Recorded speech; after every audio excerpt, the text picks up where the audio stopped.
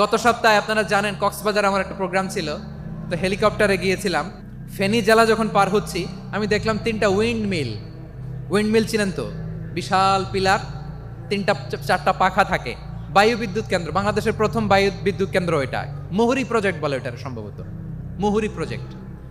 তো সাগরের বাতাসের ঝাপটায় এটা ঘুরে এনার্জি হয়, ইলেকট্রিসিটি উৎপাদন হয়। তো আমি পাইলটকে বললাম, ভাই এগুলো থেকে কেমন ইলেকট্রিসিটি উৎপাদন হয়? কয় হুজুর একটু হয় না, কিছুই হয় না। কিছুই হয় না মানে? বলে হুজুর বাংলাদেশে যত উইন্ড মিল আছে এটার পাখা একটাও ঘুরে না।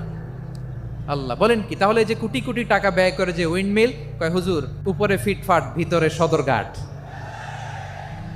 তার মানে কোটি কোটি টাকা দিয়ে এই উইন্ড মিল বানায়, এখানে কিছু নাই।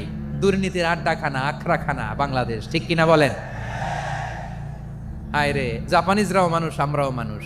মানুষকে যত্ন নিলে মানুষের মধ্যে জ্বালা কি পটেনশিয়াল রেখেছে। আমি জাপানের দুইটা উদাহরণ দেই। জাপানের 2022 সালে জাপানের সাথে জার্মানির খেলা, ফিফা ওয়ার্ল্ড কাপ 2022। এক পক্ষে জাপান, আরেক পক্ষে কোন দেশ? ওই খেলায় জিতেছিল জাপান, জিতেছিল 22 সালের এই ফিফা ওয়ার্ল্ড কাপে জাপান ফুটবল খেলায় জিতে।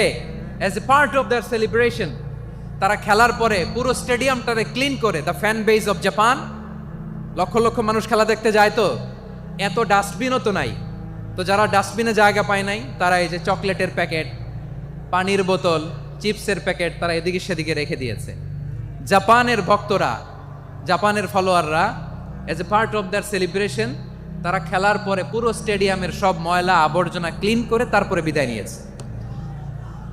তাদেরকে কি ক্লিন করার দায়িত্ব দেওয়া হয়েছিল?